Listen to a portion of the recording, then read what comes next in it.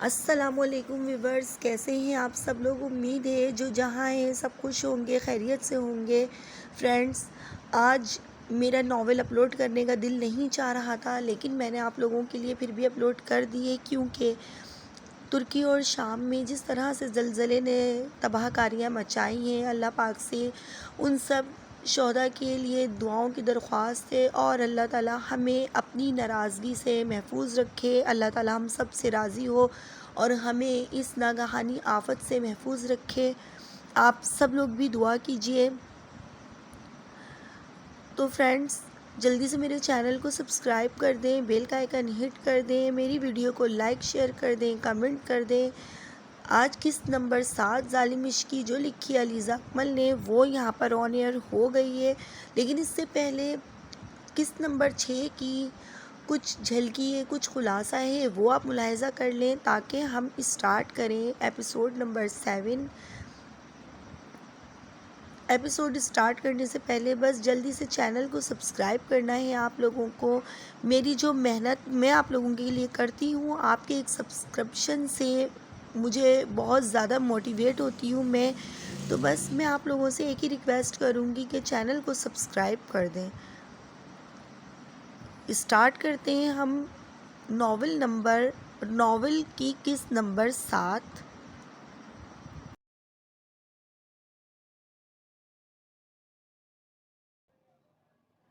آنکھیں بند کرو اور سو جاؤ، یہ کہہ کر آلیان فجر کے بالوں میں منہ چھپا کر خود بھی سو گیا، جبکہ فجر کی تو وہ راتوں کی نیندیں اڑا چکا تھا۔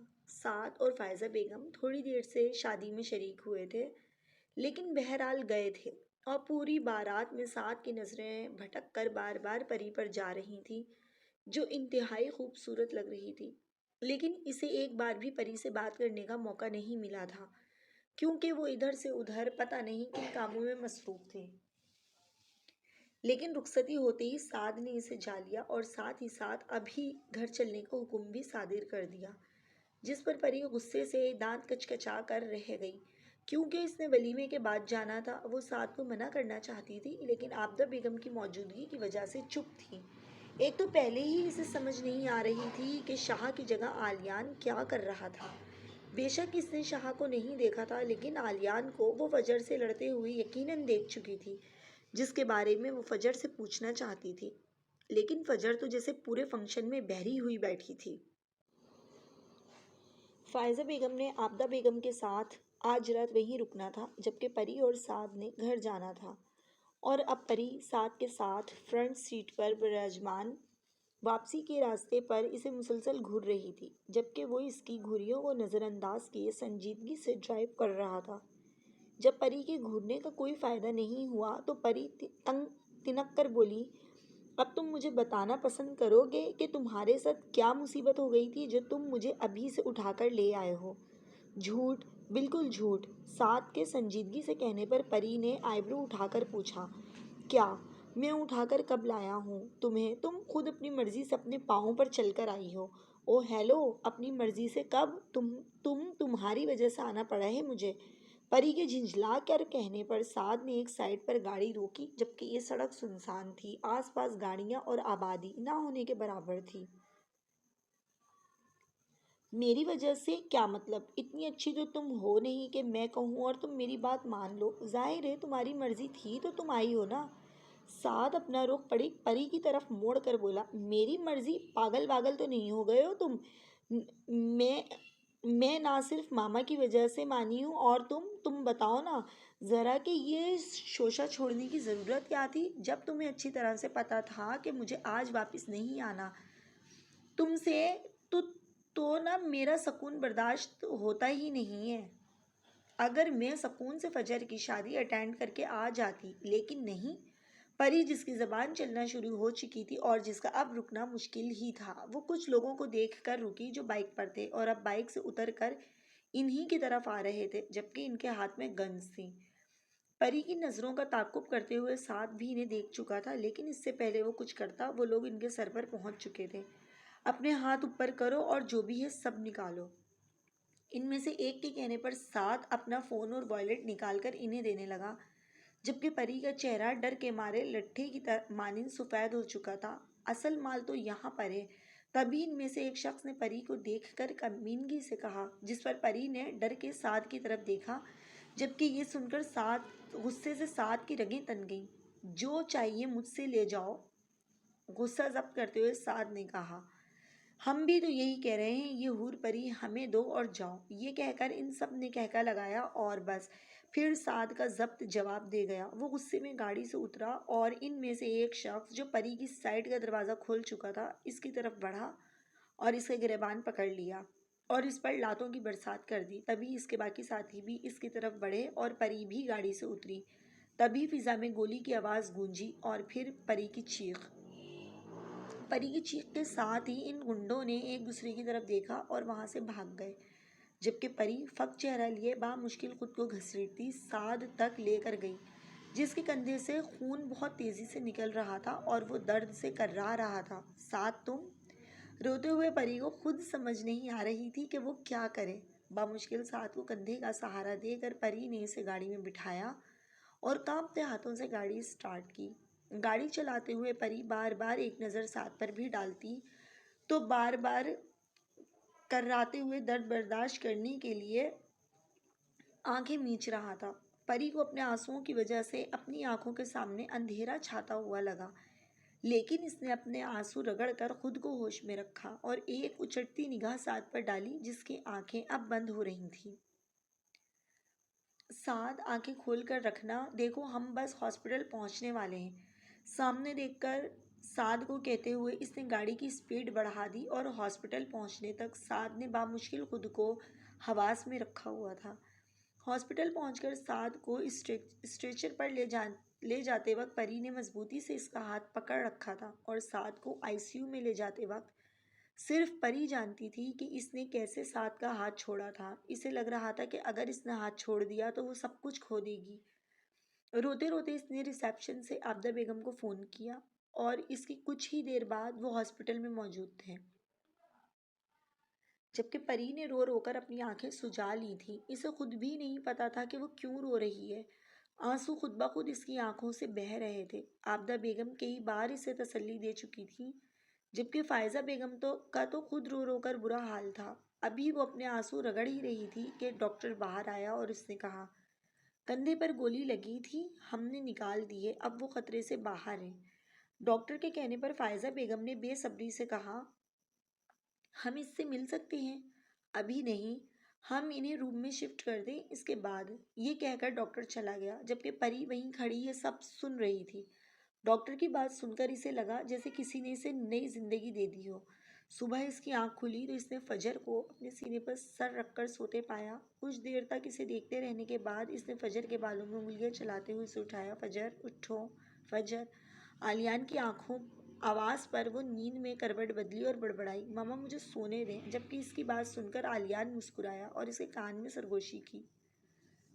22 سال سے تمہاری ہر بات تمہاری مما کے گھر میں ہوتی تھی، لیکن آج سے تمہاری ہر صبح یہاں ہمارے گھر میں ہوگی، اس لیے اپنی عادت بدلو اور جلدی سے اٹھو۔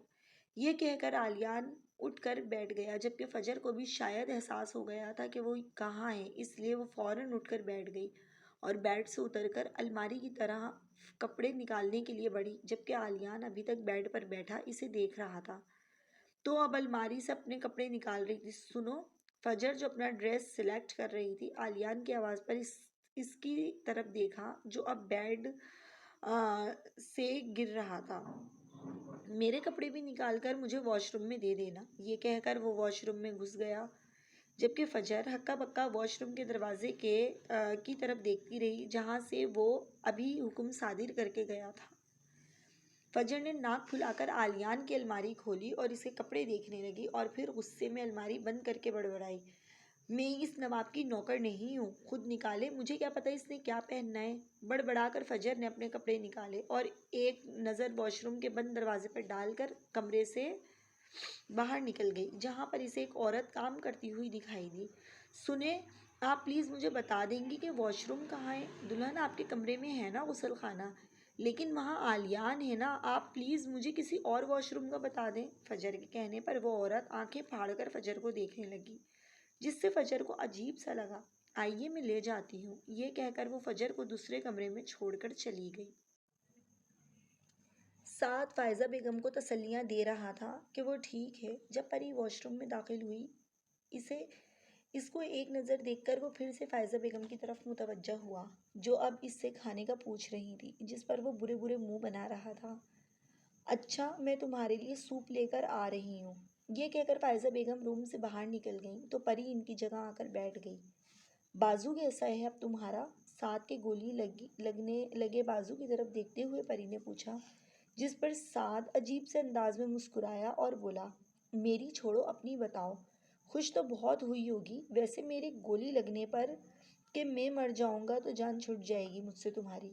تنزن مسکرا کر کہتے وہ پری کو زہر لگا، کیونکہ اس کی بات پر دل کہیں بے چین سا ہو گیا تھا اور ساتھ ہی ساتھ اسے غصہ بھی بہت آیا تھا کہ وہ میرے بارے میں ایسا سوچتا ہے۔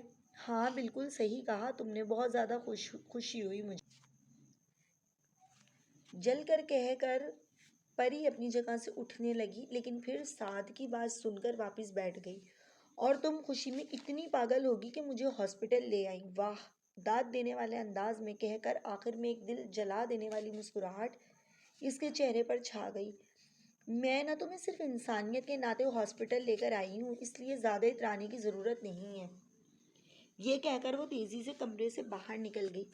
دوسرے واش روم میں نہانے کے بعد فجر اب اپنے روم میں اپنے گیلے بال سکھا رہی تھی جب آلیان بغیر شرٹ کے واش روم سے نکلا اور فجر، جس کا رخ شیشے کی طرف تھا، بازو سے پکڑ کر اس کا رخ اپنی طرف کیا، جبکہ فجر نے اسے بغیر شرٹ کے دیکھ کر اپنا رخ موڑنا چاہا، لیکن آلیان کے سختی سے اس کا بازو پکڑنے پر وہ نہ مڑ سکی۔ آلیان، یہ کیا بدتمیزی ہے، شرٹ پہن کر آؤ، جھنجھلا کر کہتے ہوئے فجر نے اپنی نظریں زمین پر مرکوز کر لیں۔ میں نے تم سے کہا تھا کہ میرے کپڑے نکال دو، کہاں ہیں؟ آلیان، مجھے نہیں پتا تھا تم نے کیا پہننا ہے، میں کیسے نکالتی؟ تم جو بھی نکالتی میں پہن ہی لیتا، تم میری بیوی ہو اور آج سے یہ تمہاری رسپانسبلٹی ہے۔ فجر کا چہرہ ہاتھ سے اوپر کر کے آلیان نے کہا، جس پر فجر نے آنکھیں بند کر لیں۔ اب جاؤ اور جلدی نکالو میرے کپڑے۔ یہ کہہ کر آلیان نے اسے چھوڑ دیا اور فجر نے الماری سے ہاتھ میں آئی پہلی شرٹ نکال کر بغیر دیکھے اس کی طرف بڑھا دی۔ سعد کو پوری رات ہاسپٹل میں رکھنے کے بعد صبح ڈسچارج کر دیا گیا تھا۔ پری بھی رات کو ہاسپٹل میں ہی رکی تھی، جبکہ ان کے درمیان ضرورت کی بات کے علاوہ کوئی بات نہیں ہوئی تھی۔ گھر آنے کے بعد پری سو گئی تھی کیونکہ ہاسپٹل میں وہ ٹھیک سے سو نہیں سکی تھی۔ آلیان واش روم سے باہر نکلا تو فجر عابدہ بیگم سے فون پر بات کر رہی تھی، جو اسے رات کے واقعے کے بارے میں بتا رہی تھی۔ بات کرنے کے بعد فجر نے اپنے اتارے ہوئے کپڑے لانڈری باکس میں ڈالے، جبکہ آلیان اب ڈریسر کے سامنے کھڑا بال بنا رہا تھا۔ بال بنا کر آلیان نے برش رکھا اور فجر کو بلایا، یہاں آؤ۔ فجر، جو باہر جانے لگی تھی، آلیان کی آواز پر پلٹی اور آہستہ آہستہ قدم اٹھاتی اس تک آئی تو آلیان نے اسے دونوں کندھوں سے تھام کر اپنے سامنے کھڑا کیا اور جھک کر ڈریسنگ ٹیبل کے دراز سے ایک ڈبی نکالی اور فجر کے بال ایک سائڈ پر کر کے اس ڈبی میں سے ایک خوبصورت پینڈنٹ نکالا، جس پر ایف اور اے لکھا تھا اور بیچ میں ہارٹ بنا تھا، جس پر خوبصورت ڈائمنڈ لگے تھے، اور فجر کی سراہی دار گردن میں پہنا دیا۔ کیسا لگا؟ یہ کس خوشی میں ہے؟ آلیان کے سوال کو نظر انداز کر کے فجر نے سوال کیا۔ تمہاری منہ دکھائی ہے تاکہ تمہاری کوئی خواہش ادھوری نہ رہ جائے۔ یہ کہہ کر آلیان نے اس کے کندھے پر سر رکھ لیا، پر میری ایسی کوئی خواہش نہیں ہے۔ فجر نے شیشے میں سے اس لاکٹ کو دیکھتے ہوئے کھوئے کھوئے لہجے میں کہا، اور جو تمہاری خواہش ہے نا، اس کا بھی مجھے پتا ہے، لیکن خیر، اس کی خواہش تمہیں ہو یا نہ ہو، لیکن میں کبھی بھی تمہاری گردن پر اس پینڈنٹ کی غیر موجودگی برداشت نہیں کروں گا۔ اب چلو، مما ویٹ کر رہی ہوں گی۔ پیچھے ہٹ کر فجر کا ہاتھ پکڑ کر وہ اسے لے کر نیچے چلا گیا، جہاں سچ میں سب انہی کا ویٹ کر رہے تھے۔ فجر سب کو مشترکہ سلام کر کے آلیان کے ساتھ ہی ڈائننگ ٹیبل پر بیٹھ گئی، جہاں پر سوائے آلیان کے سب اس کے لیے اجنبی چہرے تھے۔ ناشتے کے دوران سب باری باری اس کی پلیٹ میں کچھ نہ کچھ ڈالتے رہتے تھے اور فجر کو وہ سب اچھے لگے تھے، کم از کم آلیان سے تو اچھے۔ پری نیند میں تھی جب اسے محسوس ہوا کہ اس کا ہاتھ کسی سخت چیز سے ٹکرایا۔ پری نے ہلکی سی آنکھیں کھول کر دیکھا تو سخت چیز سعد کا زخمی بازو تھا، جس پر وہ فوراً ہڑبڑا کر اٹھ کر بیٹھ گئی، جبکہ سعد بھی اب درد سے کرا رہا تھا۔ آئی ایم سو سوری، میں نے جان بوجھ کر نہیں کیا، مجھے نیند میں پتہ نہیں چلا۔ درد ہو رہا ہے؟ نہیں، بہت مزہ آ رہا ہے، جل کر کہنے کے بعد سعد نے اپنے بازو کی طرف دیکھا جہاں زخم اب ریڈ ہو گیا تھا۔ تم تو چاہتی ہی یہی ہو کہ میں مر جاؤں اور تمہاری جان چھوٹ جائے، بٹ یو نو واٹ، اس طرح سے تو بالکل بھی تمہاری جان نہیں چھوٹے گی۔ یہ کہہ کر سعد کمرے سے باہر نکل گیا، جبکہ پری اب رونے والی ہو گئی تھی۔ میں نے کون سا جان بوجھ کر کیا تھا، سوری بولا تو ہے، پر نہیں، اسے تو عزت راز ہی نہیں آتی، مجھے کیا۔ پری صرف بڑبڑا کر رہ گئی۔ رات کو فجر اور آلیان کا ولیمہ تھا، اس لیے فجر شام میں ہی پارلر چلی گئی تھی، جبکہ اس کے ساتھ آلیان کی بہن گئی تھی، جو فجر کو کافی پسند آئی تھی کیونکہ وہ بھی فجر کی طرح زیادہ بولتی تھی، اس لیے فجر اس کی کمپنی انجوائے کر رہی تھی۔ فجر کے ولیمے میں جہاں پری نے جانا تھا، اب وہ سعد کی وجہ سے نہیں جا رہی تھی۔ ایسا اسے کسی نے کہا نہیں تھا، لیکن وہ خود ہی پتہ نہیں کیوں ایسے جانا اچھا نہیں لگ رہا تھا۔ لیکن شام ہوتے ہی فائزہ بیگم نے اس سے کہا کہ اسے جانا چاہیے۔ سعد کے پاس وہ ہیں، لیکن اگلا سوال یہ تھا کہ وہ جائے گی کس کے ساتھ؟ تو یہ مسئلہ بھی تب دور ہو گیا جب عابدہ بی کا فون آیا اور انہوں نے کہا کہ وہ ڈرائیور کے ساتھ چلی جائیں، تو پری جانے کے لیے تیار ہو گئی۔ پورے ولیمے کے فنکشن میں وہ دونوں باری باری سب سے ملے تھے اور فجر پری سے مل کر سب سے زیادہ خوش ہوئی تھی۔ جہاں بہت سے لوگ ان کے لیے نیک تمنائیں لے کر آئے تھے، وہیں بہت سے لوگ حسد کا شکار نظر آ رہے تھے، اور ایسا کیوں نہ ہوتا، وہ دونوں لگ ہی پرفیکٹ کپل رہے تھے۔ فجر اور آلیان اسٹیج پر بیٹھے تھے جب ایک لڑکی وہاں آئی اور فجر کو بغور دیکھتے ہوئے بولی، اوہ، تو یہ ہے جس کے لیے تم نے اتنا کہہ کر۔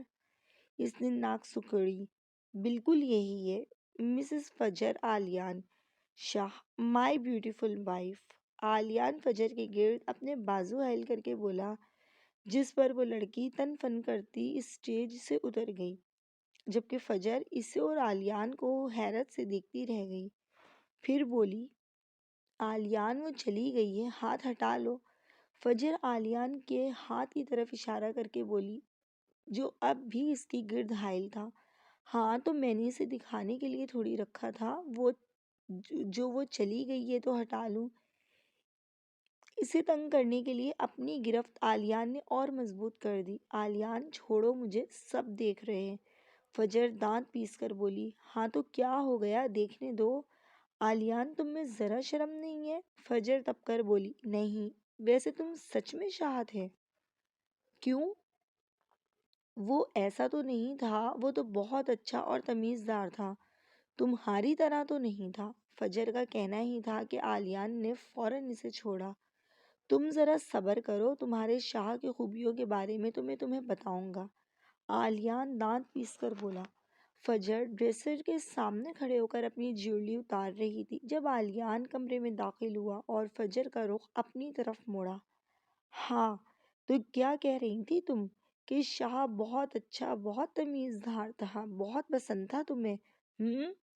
فجر کا بازو مروڑتے ہوئے آلیان بولا، آلیان پلیز، میں پہلے بہت تھک گئی ہوں، بازو چھوڑو میرا۔ لو، چھوڑ دیا۔ ایک جھٹکے سے چھوڑ کر آلیان نے کہا، جس سے فجر پیچھے ڈریسر سے جا لگی، پاگل ہو گئے ہو کیا، جنگلی انسان، شاہ سچ میں تم سے 100 گنا بہتر تھا اور میں اس سے محبت کرتی تھی، سمجھے تم؟ فجر چیخی تھی، بڑی محبتوں کے بھوت چڑھ رہے ہیں۔ یہ کہتے ہی آلیان نے فجر کا بازو پکڑ کر کھینچتا ہوا ٹیرس پر لے کر گیا اور ٹیرس کی گرل کے ساتھ فجر کو لگایا۔ اب کہو کہ تمہیں مجھ سے آلیان سے عشق ہے۔ آلیان تم پاگل ہو کیا؟ چھوڑو مجھے۔ چھوڑ دوں؟ فجر کو اور پیچھے کر کے وہ دھاڑا کہ اب وہ آدھی ٹیرس پر اور آدھی ہوا میں تھی۔ نہیں، فجر پیچھے دیکھتے ہوئے بولی، پھر کہو کہ تمہیں مجھ سے عشق ہے، کہو۔ آلیان پلیز، اب کہ فجر روتے ہوئے بولی تھی، میں آخری بار کہہ رہا ہوں فجر، اس کے بعد چھوڑ دوں گا۔ میں کہتی ہوں۔ گڈ، جلدی کہو، مجھے تم سے عشق ہے۔ فجر کے کہتے ہی آلیان نے اسے کھینچا، جس پر وہ آلیان کے سینے سے جا لگی اور گہری گہری سانسیں لے کر اپنا تنفس درست کرنے لگی، جبکہ ڈر سے اس کی آنکھوں سے آنسو بہہ رہے تھے۔ اگر مجھ سے ضد نہیں کرو گی تو فائدے میں رہو گی، فجر کا چہرہ اپنے ہاتھوں کے پیالے میں لے کر آلیان نے کہا، جس پر فجر نے بھیگی آنکھوں سے شکوہ کناہ نظروں سے اس کی طرف دیکھا اور آلیان کے ہاتھ ہٹا کر کمرے میں چلی گئی۔ پری شادی میں سے واپس آئی اور جیسے ہی کمرے میں داخل ہوئی، سعد بیڈ پر لیٹا اپنے ہاتھوں سے اپنا سر دبا رہا تھا اور پری جو کپڑے بدلنے سیدھا ڈریسنگ روم کی طرف جا رہی تھی، سعد کی آواز پر پلٹی۔ پری، یہاں آؤ۔ سعد کے پکارنے پر پری پلٹ کر اس کی طرف بڑھی اور بیڈ پر ہی اس کے قریب بیٹھ گئی۔ کہاں گئی تھی تم؟ کیا پھپھو نے بتایا نہیں؟ میں فجر کی بارات میں گئی تھی۔ بتایا تھا، لیکن تم مجھے کیوں چھوڑ کر گئی تھی؟ تم نہ جاتی نہ۔ سعد نے چڑھ کر کہا، تمہاری طبیعت تو ٹھیک ہے، کیسی عجیب باتیں کر رہے ہو؟ حیرت سے کہہ کر پری نے بخار چیک کرنے کے لیے اس کے سر پر ہاتھ رکھا اور گرم ماتھا محسوس کر کے اس نے ہاتھ ہٹانا چاہا تو سعد نے اس کا ہاتھ پکڑ لیا۔ پلیز کچھ دیر میرا سر دبا دو گی، بہت درد ہو رہا ہے۔ سعد، لیکن تمہیں بخار ہو رہا ہے، پہلے تم میڈیسن لے لو۔ نہیں، بس میرے سر میں درد ہو رہا ہے، بس تم میرا سر دبا دو۔ یہ کہہ کر سعد نے آنکھیں بند کر لیں اور کچھ دیر بعد اسے اپنے سر پر کسی کے نرم ہاتھوں کا احساس ہوا۔ کچھ دیر اسے دباتے رہنے کے بعد پری نے بہت آہستہ سے پوچھا، تم نے کچھ کھایا ہے؟ مجھے تمہیں میڈیسن دینی ہے۔ پری کے پوچھنے پر سعد نے بند آنکھوں سے نفی میں سر ہلایا تو پری اٹھ کر کچن کی طرف بڑھی اور کچھ دیر بعد ہاتھوں میں سوپ لے کر کمرے میں داخل ہوئی اور سوپ سائڈ ٹیبل پر رکھ کر سعد کو بٹھایا اور پھر سوپ اس کے سامنے رکھ دیا اور کہا، لو جلدی سے پیو اسے۔ پری کے کہنے پر سعد نے آئی برو اٹھا کر پری کی طرف دیکھا اور پھر اپنے ہاتھ کی طرف اشارہ کیا اور چونکہ اس کے دائیں ہاتھ پر گولی لگی تھی اس لیے اسے فائزہ بیگم ہی کھانا کھلاتی تھی۔ پری آہستہ آہستہ سعد کو سوپ پلانے لگی اور پھر اسے میڈیسن کھلا کر چینج کرنے چلی گئی۔ کیونکہ وہ خود بھی بہت تھک گئی تھی اس لیے چینج کر کے سعد کے برابر میں لیٹ گئی اور کبھی سوئے ہوئے سعد کے زخمی بازو اور کبھی اس کے چہرے کو دیکھتے اسے پتہ ہی نہیں چلا وہ کب نیند کی وادیوں میں چلی گئی۔ چینج کرنے کے بعد فجر روتے روتے صوفے پر سو گئی، کیونکہ اسے آلیان سے ایسی کوئی بھی امید نہیں تھی۔ اس نے تو صرف آلیان کو زچ کرنے کے لیے یہ کہا تھا جس کی اسے بہت بڑی سزا ملی تھی۔ صبح اس کی آنکھ کھڑکی سے آتی روشنی سے کھلی تو اس نے اٹھ کر دیکھا تو کمرہ خالی تھا۔ وہ بھی تیار ہو کر اپنا یونیورسٹی بیگ لے کر نیچے چلی گئی، کیونکہ اس کے پیپرز قریب تھے اور وہ مزید چھٹیاں نہیں کرنا چاہتی تھی۔ نیچے پہنچ کر اسے سامنے سے آلیان آتا نظر آیا جو اسی کی طرف آ رہا تھا اور اس سے کچھ فاصلے پر رک کر بولا، اٹھ گئی تم؟ آؤ ناشتہ کر لو۔ یہ کہہ کر آلیان نے فجر کا ہاتھ پکڑا اور اسے ڈائننگ ٹیبل پر لے جا کر بٹھا دیا جہاں ان دونوں کے علاوہ کوئی نہیں تھا۔ آلیان، مجھے ناشتہ نہیں کرنا، تم مجھے یونیورسٹی چھوڑ آؤ، میں لیٹ ہو جاؤں گی۔ چیئر سے کھڑے ہوتے ہوئے فجر نے کہا اور اسی وقت سمینہ شاہ، آلیان کی مما وہاں آئیں جو فجر کی بات سن چکی تھی۔ فجر، یہ تم کیا ہوتا ہے؟ شوہر ہے وہ تمہارا، آپ کہا کرو اسے۔ سمینہ بیگم کے ٹوکنے پر فجر نے ایک نظر عالیان کو دیکھا اور پھر سے سمینہ بیگم کی طرف متوجہ ہوئی، جو اب کہہ رہی تھی کہ اور ابھی تمہاری شادی کو دن ہی کتنے ہوئے ہیں جو تم یونیورسٹی جانا چاہتی ہو؟ کچھ دن تو رکو۔ سمینہ بیگم کے نرمی سے کہنے پر فجر نے سر جھکا کر اس بات میں سر ہلا دیا۔ سمینہ بیگم کے لہجے میں طنز یا سختی نہیں تھی، انہوں نے بہت نرمی سے فجر سے کہا تھا، ماما میں اسے سمجھا دوں گا۔ عالیان کے یہ کہنے پر وہ وہاں سے چلی گئیں، جبکہ فجر اب ٹیبل کو گھور رہی تھی۔ ناشتہ کرو فجر۔ عالیان کے کہنے پر فجر آہستہ آہستہ ناشتہ کرنے لگی اور ناشتہ کرنے کے بعد اپنا یونیورسٹی بیگ اٹھا کر اپنے کمرے میں چلی گئی۔ تھوڑی دیر بعد عالیان بھی اس کے پیچھے آ گیا۔ کیا ہوا ہے؟ یہاں کیوں آ گئی ہو؟ یہ کہتے ہی وہ فجر کے ساتھ صوفے پر بیٹھ گیا۔ عالیان مجھے ماما کے گھر چھوڑ دو، مجھے ان کی بہت یاد آ رہی ہے، فجر نے بچوں کی طرح کہا۔ کل رات ہی تو تم ان سے ملی ہو اور ابھی سے تمہیں یاد بھی آنے لگ گئی؟ آ رہی ہے تو آ رہی ہے، لے جاؤ نا۔ اپنی مما کی تو ایک رات میں یاد آنے لگ گئی اور میری تو 25 دنوں میں بھی نہیں آئی تھی۔ فجر کے گرد اپنا بازو حائل کر کے وہ بولا، جس پر فجر نے پہلے نہ سمجھی سے اس کی طرف دیکھا اور پھر سمجھ آنے پر فجر نے عالیان کے حصار سے نکلنا چاہا، لیکن اس کی مضبوط گرفت کی وجہ سے ناکام رہی۔ ویسے ان 25 دنوں میں شاہ سے بات کرنے سے تو بالکل گریز نہیں کیا تھا تم نے۔ عالیان نے فجر کے کان میں چبا چبا کر سرگوشی کی تھی، جس پر وہ اس کی گرفت سے نکلنے کے لیے مچلی تھی۔ عالیان نے 25 دن پہلے کی بات کی تھی جب فجر نے اس سے ڈیل کی تھی، اور 25 دن تک میں تم سے نہیں ملا تھا، نہ تو اگلے 25 دن تک تم بھی اپنے گھر والوں سے نہیں ملو گی۔ یہ کہہ کر عالیان نے فجر کو ایک جھٹکے سے چھوڑا اور کمرے سے نکل گیا، اور اسی وقت فجر کی آنکھ سے ایک آنسو نکل کر اس کے گالوں پر بہہ گیا۔ اس نے غصے اور بے بسی سے صوفے پر پڑا ہوا کشن اٹھا کر دیوار پر مارا اور گھٹنوں میں سر دے کر رونے لگی۔ عالیان جب کچھ دیر بعد کمرے میں آیا تو فجر اسی پوزیشن میں بیٹھی تھی۔ تم ابھی تک یہیں بیٹھی ہو اور یہ کیا حلیہ بنایا ہوا ہے؟ کوئی تمہیں دیکھ کر کہے گا کہ تم 2 دن کی دلہن ہو؟ عالیان نے فجر کے حلیے کی طرف اشارہ کیا، جو جینز کے اوپر شارٹ فراک پہنے، گلے میں مفلر کی طرح دوپٹہ پہنے، بالوں کی اونچی پونی بنائے ہوئے تھی۔ عالیان کے یہ کہنے پر فجر نے گھٹنوں سے سر اٹھا کر دیکھا تو اس کا چہرہ آنسوؤں سے تر تھا۔ یہ کس بات کا سوگ منایا جا رہا ہے؟ عالیان نے انجان بنتے ہوئے اپنے آنسو رگڑتی فجر کو کہا، جس نے اس بات پر ایک شکوہ کنہ نظر عالیان پر ڈالی، جیسے کہنا چاہ رہی ہو کہ تمہیں تو جیسے کچھ پتہ ہی نہیں ہے، اور پھر سے اپنے اوپر سر رکھ لیا۔ اب یہ رونا دھونا بند کرو اور یہاں آؤ۔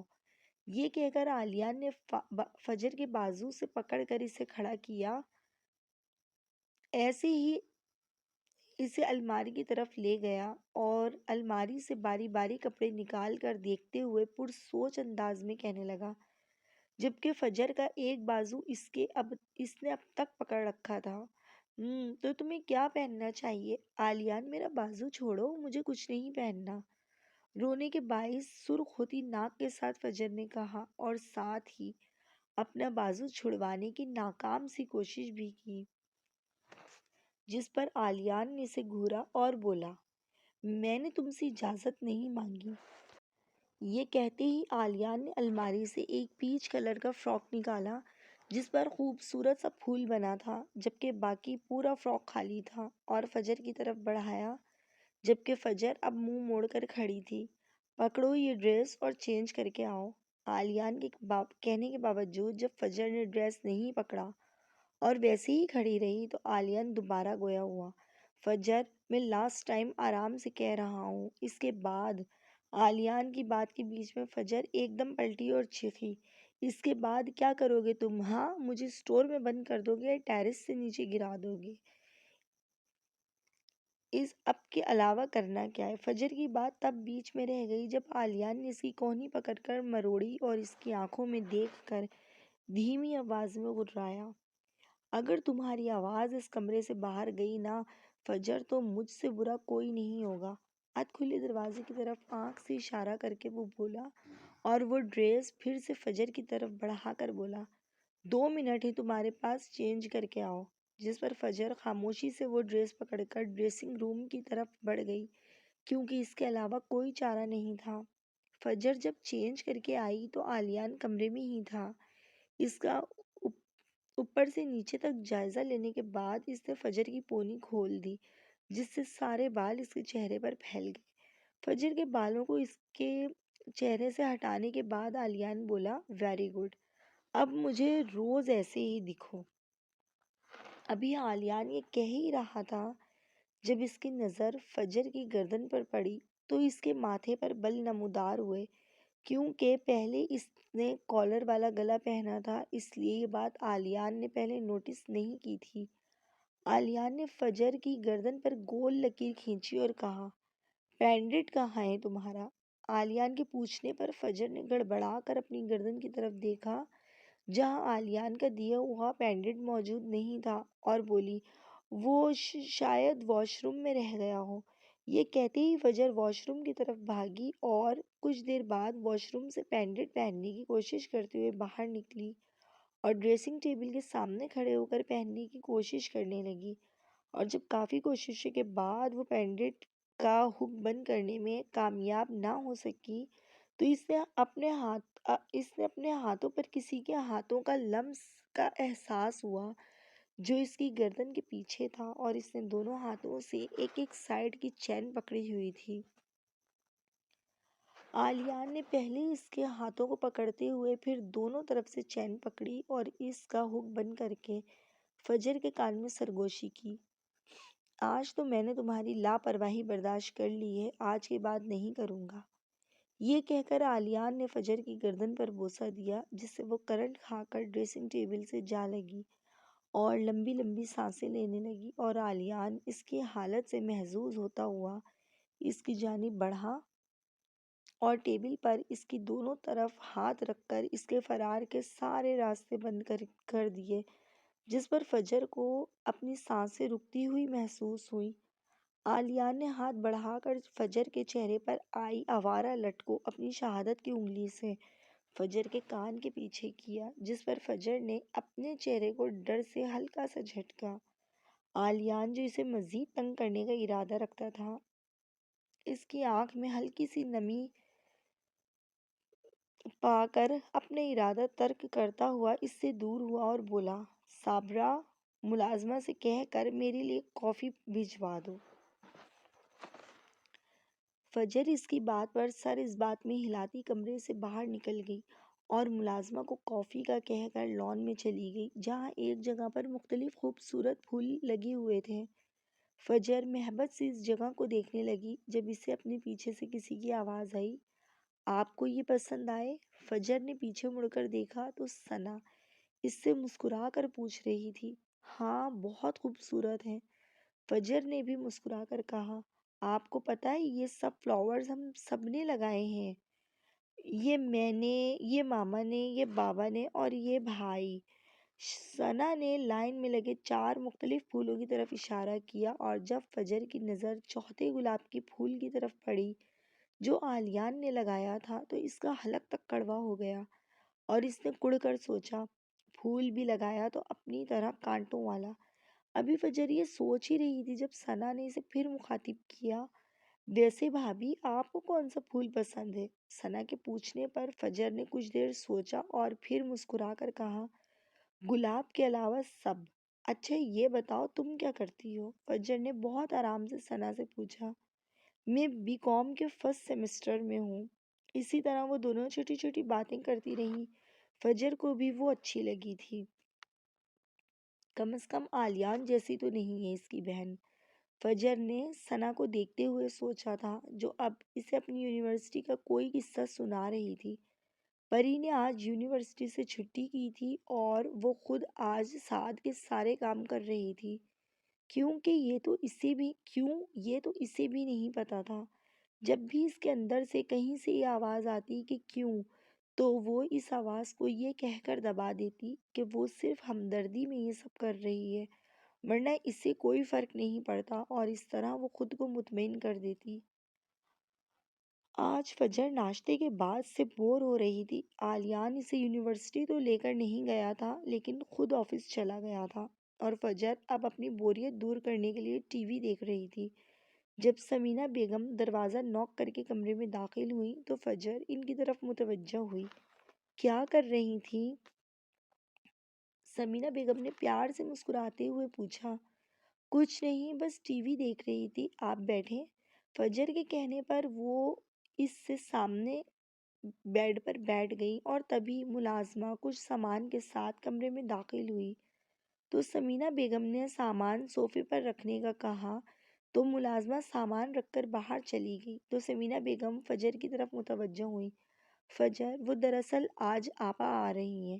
سمینہ بیگم کے کہنے پر فجر نے نا سمجھی سے ان کی طرف دیکھا تو انہوں نے وضاحت دینے کے انداز میں کہا، میں آلیان کی پھپھو کی بات کر رہی ہوں۔ وہ دراصل تمہاری شادی میں نہیں آ سکی تھی، اس لیے وہ آج شام خاص طور پر تم سے ملنے کے لیے آ رہی ہیں۔ یہ ڈریس اور کچھ جیولری ہے، یہ تم شام کو پہننا۔ یہ کہتے ہی سمینہ بیگم نے اس سامان کی طرف بڑھی اور اس میں سے ایک چھوٹی ڈبی نکال کر فجر کی طرف بڑھائی اور فجر کا ہاتھ پکڑ کر اس ڈبی سے کنگن نکال کر پہناتے ہوئے کہنے لگی، یہ ہمارے خاندانی کنگن ہیں جو اب تک میرے پاس تھے اور اب یہ میں تمہیں دے رہی ہوں، لیکن یہ بہت قیمتی ہیں۔ فجر نے ہچکچاتے ہوئے کہا، مجھے یقین ہے تم انہیں سنبھال کر رکھو گی۔ یہ کہہ کر وہ چلی گئی۔ لنچ کے بعد فجر پھر سے ان پھولوں کو دیکھ رہی تھی جب آلیان اپنی ٹائی کی نوٹ ڈھیلی کرتا ہوا وہاں آیا اور بولا، فجر کمرے میں آؤ۔ فجر اس کی بات سن کر اس سے پیچھے کمرے میں جانے لگی جو کچھ تھکا ہوا لگ رہا تھا۔ کمرے میں جا کر آلیان نے اپنا کوٹ اتارا اور بیڈ پر دراز ہو گیا۔ تبھی فجر اس کے پیچھے کمرے میں داخل ہوئی اور کھڑی ہو گئی۔ تبھی آلیان نے اسے دیکھتے ہوئے کہا، تمہیں پتہ ہے جب شوہر تھکا ہوا آتا ہے تو اچھی بیویاں کیا کرتی ہیں؟ شاید پانی پیش کرتی ہوں گی، لیکن میں تو اچھی بیوی ہوں ہی نہیں۔ یہ کہہ کر فجر نے کندھے اچکا دیے تو آلیان نے اس کا ہاتھ پکڑ کر اپنے پاس بٹھایا۔ اب تک تم اچھی بیوی تھی یا نہیں، لیکن آج سے تمہیں ایک بہت اچھی بیوی ثابت ہونا ہے۔ تمہیں ماما نے بتایا ہوگا نا کہ آج پھپھو نے آنا ہے؟ تو بس اس بات کا خیال فجر کہ ان کے سامنے تم کوئی الٹی سیدھی حرکت یا لاپرواہی نہ کرو، کیونکہ ان کے سامنے ایسا کچھ ہونے کا مطلب بات پورے خاندان میں پھیل جانا ہے، اوکے؟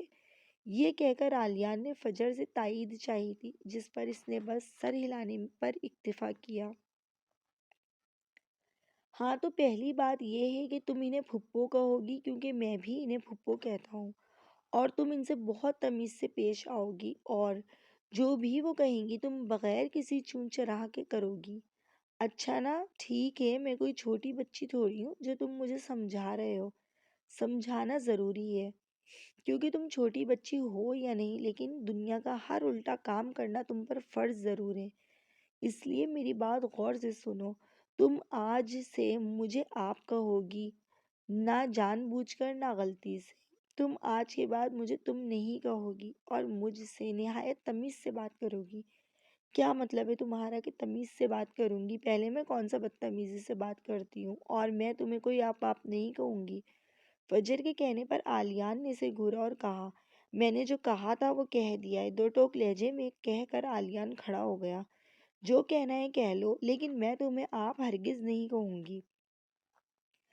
آلیان جو باہر جا رہا تھا فجر کی بات پر ایک دم اس کی طرف پلٹا اور جھکا، اور اس کے جھکنے سے فجر بھی جھکی، جس سے اس کی کمر بیڈ سے جا لگی۔ سوچ لو، مزید جھکتے ہوئے آلیان نے کہا، جس پر فجر نے گڑبڑا کر کہا، آلیان دور ہٹو۔ ہاں، ایسے نہیں، تمیز سے کہو۔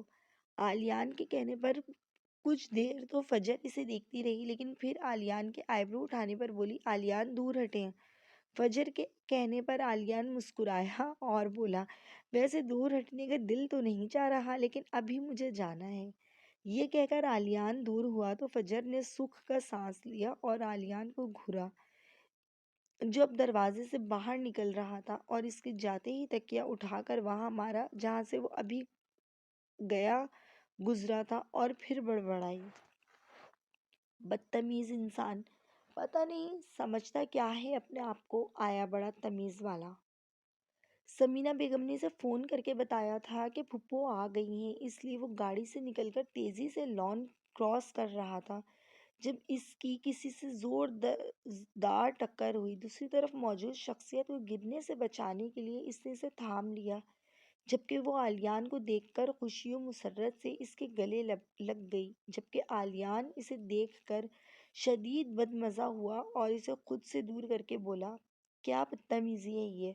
بدتمیزی میں کر رہی ہوں؟ بدتمیزی تو تم نے کی ہے آلیان، تمہیں پتہ ہے جب مجھے پتہ چلا تو میں کتنا بیمار ہو گئی، میری وجہ سے ہی تو ماما تمہاری شادی میں نہیں آئی، یقیناً تمہارے ساتھ کسی نے زبردستی کی ہوگی، ورنہ تم شادی کیسے کر سکتے ہو؟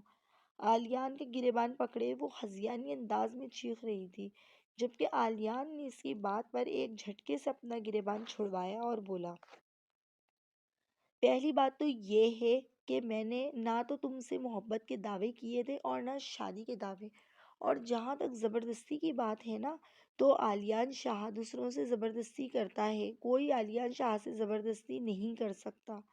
میں نے جو بھی کیا ہے اپنی رضامندی سے کیا ہے اور میں بہت خوش ہوں۔ سامنے کھڑی ردا کو جلا کر وہ خود لمبے لمبے ڈگ بھرتا اندر کی طرف بڑھ گیا۔ فجر سمینہ بیگم کی دی ہوئی ساڑی اور جیولی پہن کر تیار ہو چکی تھی۔ خود کو ایک نظر آئینے میں دیکھ کر وہ کچھ نروس سی نیچے چل دی۔ سامنے ہی لاؤنج میں صوفے پر سمینہ بیگم اور ان کے سامنے دوسرے صوفے پر ایک خاتون براجمان تھی جو یقیناً پھپھو تھی۔ فجر آہستہ آہستہ قدم اٹھاتی ان تک گئی اور انہیں سلام کیا، جس پر انہوں نے بہت خوشی سے اس کے سلام کا جواب دیا اور کہا، یہ ہے میرے آلیان کی دلہن ہے، ماشاءاللہ، یہاں آؤ، میرے پاس بیٹھو۔ پھپھو کے کہنے پر فجر ان کے ساتھ ہی صوفے پر بیٹھ گئی۔ پھپھو نے اپنے ہاتھ سے کنگن نکال کر اسے پہنائے اور ادھر ادھر دیکھتے ہوئے کہنے لگی، یہ آلیان کہاں رہ گیا ہے؟ میں نے فون کر دیا تھا، بس آنے والا ہوگا، اب کہ سمینہ بیگم نے کہا، جبکہ فجر اب تک خاموش بیٹھی تھی۔ آپ نے یاد کیا اور میں حاضر۔ تبھی آلیان کہیں سے نمودار ہوتے ہوئے بولا اور سلام کر کے پھپھو سے پیار لینے لگا، آ میرے بچے یہاں بیٹھ جا۔ پھپھو نے اسے اپنے ساتھ 3 سیٹر صوفے پر بیٹھنے کا کہا تو فجر لاشعوری طور پر صوفے کے بازو سے جا لگی۔ آلیان نے صوفے پر کوٹ درست کر کے بیٹھتے ہوئے فجر کا بھرپور جائزہ لیا اور صوفے کی پشت سے بازو ٹکا لی، جبکہ فجر کی نظر تو اس کے کوٹ درست کرنے پر نظر آتی اس کی شرٹ پر ہی اٹک گئی تھی، جبکہ آلیان اپنی ہی دھن میں بولا، پھپھو آپ فجر سے ملیں؟ ہاں بھائی، ماشاءاللہ بہت پیاری ہے اور تمہارے ساتھ بہت جچ رہی ہے، دونوں کی چاند سورج کی جوڑی لگ رہی ہے۔ ابھی وہ کہہ ہی رہی تھی کہ ایک لڑکی جینز شرٹ میں شوق لپسٹک لگائے وہاں آئی تو پھپھو بولی، ردا کہاں رہ گئی تھی؟ تم یہاں آؤ، فجر سے ملو۔ فجر، یہ ردا ہے میری بیٹی، اور ردا، یہ فجر آلیان کی بیوی۔ ردا نے چبھتی نظروں کے ساتھ فجر سے ہاتھ ملایا اور کہا، کافی اشتیاق تھا تم سے ملنے کا، جس پر فجر صرف مسکرا کر رہ گئی۔ ویورز، ناول ابھی جاری ہے۔ اس نمبر 8 کے لیے میرے چینل کو ضرور سبسکرائب کریں تاکہ آپ کو ایزیلی تمام ویڈیوز ملتی رہیں، اور ویڈیو کو لائک کر دیں، چینل کو سبسکرائب کر دیں، اپنے فرینڈس کے ساتھ شیئر کر دیں، اور آپ کو یہ ناول کیسا لگ رہا ہے کمنٹس میں ضرور بتائیں۔ مجھے کوئی مشورہ یا تلقین یا تنقید کچھ بھی کرنا ہو تو آپ مجھے کامنٹ باکس میں ضرور بتائیں، اپنی رائے کا اظہار ضرور کیجیے تاکہ اگر میری کوئی غلطی ہے تو میں اپنی غلطی کی اصلاح کر سکوں اور مزید اپنے امپروومنٹ لا سکوں اور آپ کے لیے اچھے اچھے ناول لا سکوں۔ تو ملتے ہیں نیکسٹ ویڈیو میں، جب تک کے لیے اپنا بہت سارا خیال رکھیے گا۔ اللہ حافظ۔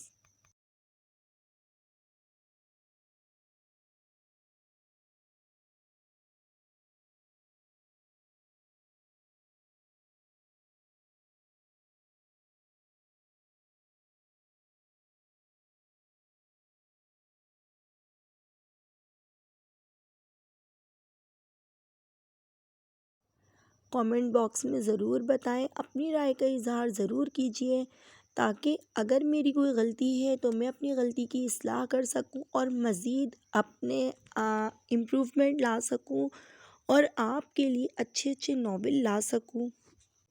تو ملتے ہیں نیکسٹ ویڈیو میں، جب تک کے لیے اپنا بہت سارا خیال رکھیے گا۔ اللہ حافظ۔